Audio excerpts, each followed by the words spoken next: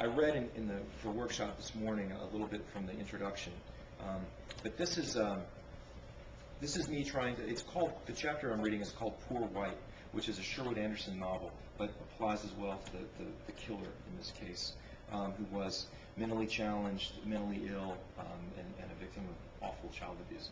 And it's my attempt to sort of give a rounder, fuller picture of what had happened there. So my epigraph is from Neil Young, Rockin' in the Free World. There's one more kid that'll never go to school, never get to fall in love, never get to be cool. And I've tried to use folk and recent, what I consider recent sort of folk artists as the epigraphs for this collection, or this book. Dinner time was story time when we were kids. We always begged my father to tell the story of the two boys from his tiny East Texas hometown who robbed a local bank while the traveling rodeo was passing through. When he was growing up there, it was called Old Saltillo, after the Mexican capital of Saltillo. But before that, I was telling people this morning, it had been called Twin Groceries, because there were two groceries on either side of the highway. So after I found that out, I penciled that in. That is going in the book. It's going to be called Twin Groceries in the book. Let me start again. Who robbed a local bank while the traveling rodeo was passing through. Billy Rex and Jerry Max Pickett were their names. How we howled at those names.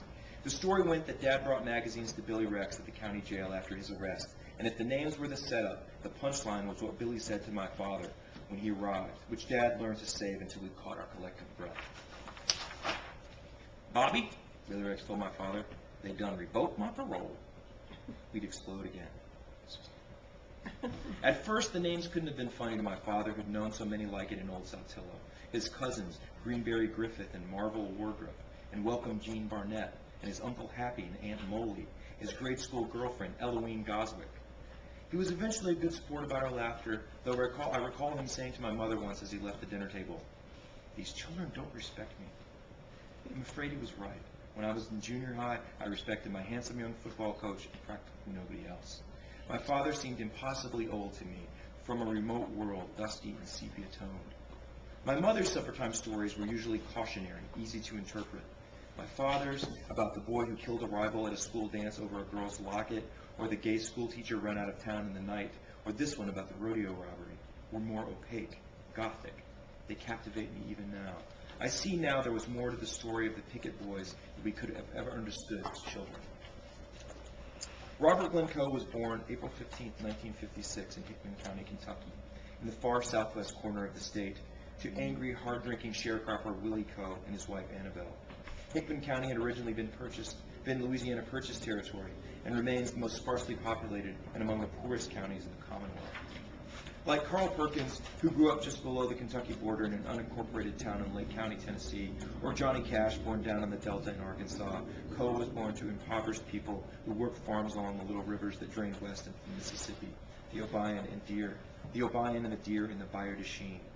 Coe's parents moved the family, his older sister Bonnie, older brothers Roger and Jimmy, who was born deaf, Robert and his sister Billie Jean, from farm shack to farm shack throughout rural West Tennessee and western Kentucky, finally settling near Gleason, Tennessee, in eastern Weakley County, where Robert attended school through the 7th grade.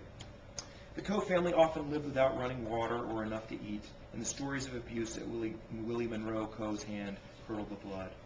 The title of this chapter is taken from an early 20th century novel by Sherwood Anderson, but one defense attorney actually likened Coe's early life to something out of the work of Georgia writer Erskine Caldwell, whose chronicling of the desperate southern sharecropping experience in novels like Tobacco Road and God's Little Acre serves as a kind of counterpoint to the Moonlight and Magnolia's Fair that Caldwell found so unrealistic. Poverty drives Caldwell's characters to states of ignorance and selfishness such that they are at the mercy of their basest appetites, and there is every indication that the Coe family lived that way too. Let's skip a little bit. If he had poverty and abuse in common with Perkins and Cash, Robert Glenn Coe did not share their genius. Coe struggled in school, failing 1st, 2nd, 5th, 6th, and 7th grades. Many experts believe Coe may not have been only mentally ill. A battery of psychologists diagnosed Coe as suffering from everything from bipolar disorder to paranoid schizophrenia and sexual deviation with compulsive features, and he was medicated for the condition all the time he was in prison, but also mentally retarded, though experts aren't sure whether the retardation was congenital or the result of all the early head trauma. At the bottom level of poverty and despair, James Baldwin writes in Evidence of Things Not Seen, it is difficult to judge who is retarded. Kids at school teased him mercilessly, calling him Crawdad because he smelled so bad and was so dirty. He had squinty eyes and a devious look about him, some said, and fought back when other children provoked him. Stephen Ross, who attended Gleason schools in the late 60s and is now a Gleason accountant, remembers little Robert Coe as mischievous but not mean. He was dirty, nasty, not well cared for, Ross told the Jackson Sun. You could tell there wasn't a lot of raising going on there. Many classmates remember Coe begging food, and Stephen Ross recalls Coe once asking to have 2 biscuits Ross was carrying on the school bus. The poor do not awaken to breakfast, James Baldwin writes. They awake to whatever is there. For the record, Ross did not share his biscuits. Poverty, says Baldwin, elicits from the land of opportunity and the work ethic a judgment as merciless as it is defensive. Ross and his classmates say they saw no indication in Coe's behavior that he might be capable of the crime for which he was ultimately convicted and executed. The Gleason principal agreed, saying Coe was not unlike the dozens of tow-headed boys who passed through the doors of the school every day. I can't believe how much he changed in 10 years, the principal said. I didn't know Robert Glenn Coe growing up, but I knew many like him.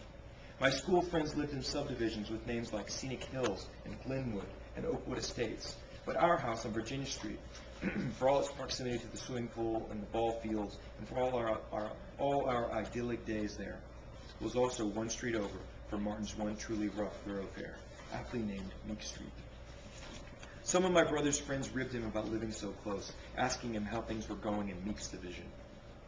Robert Coe's cousin Tammy Poore told the court he had spent the Friday night before Carrie Medlin's murder, she was killed on a Saturday, at her home on Meek Street, Tammy's home on Meek Street, dropping acid and smoking weed.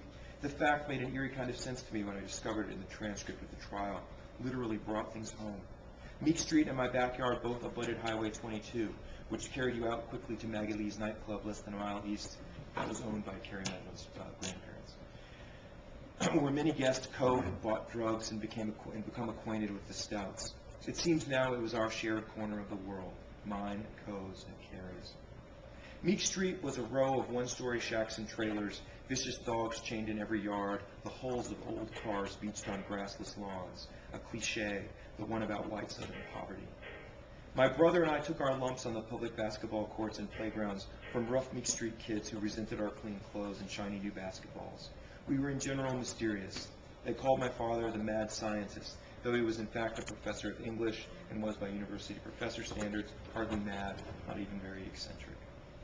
Leland Bracknell lived in a brown trailer on Meek Street down below our backyard and came to see my mother every morning, knocking on the back door and asking for each one of my mother's children until he discovered one who was awake. He was my almost constant playmate while I was a grade schooler. I was supposed to spend the night in Leland's trailer once as a little boy. I remember his father, an older man who worked nights at the Tool and Die, was sleeping on the sofa in the middle of the afternoon. The trailer seemed so narrow, and I smelled the fetid odor of the water heater laboring in a hallway closet. We went to Leland's bedroom and were thumbing through his brother Kevin's Kiss albums when I just got the feeling I could not be there anymore. I don't know what I was afraid of. Poverty, maybe. Hopelessness. Leland was not insulted, but his mother was. "What's wrong, honey?" she said as I walked past her toward the door. She was younger than Leland's father and had some teeth missing. Her eyes said, "What, we're not good enough?" She'd borrowed money from my mother from time to time. Was once arrested for shoplifting a can of Aquanet hairspray from the dime store, and it was in the paper. I picked up my little suitcase and walked through his backyard to my house. It was still light outside. I found my mother smoking under the magnolia in our front yard, and I cried and cried, though I couldn't tell her why. As we got older, my brother and friends and I made merciless fun of the Meek Street chain gangers. Else, my brother says now, we'd have had to acknowledge truths we weren't ready for. The kind of truths that scared and shamed me that night at Leland's. My brother and I did not like the idea that there were boys like Robert Glenn Coe still out there, remnants of that old sharecropping Caldwellian South, tucked here and there in trailers and ramshackle farmhouses, starving. So, anyway.